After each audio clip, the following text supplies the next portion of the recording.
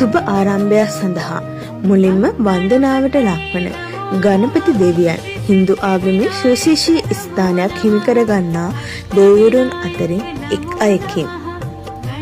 සියලුම ආගම්වල ජනයා මෙතුමියව වන්දනාමාන කරන්නේ මෙතුමාට ඇති බාධා ඉවත් කිරීමේ හැකියාව සහ ප්‍රඥාවට අධිපති දෙවියන් වූ නිසයි. උන්වහන්සේගේ ඇති ඇත් හිස මගින් ප්‍රඥාව නිරූපණය කරයි.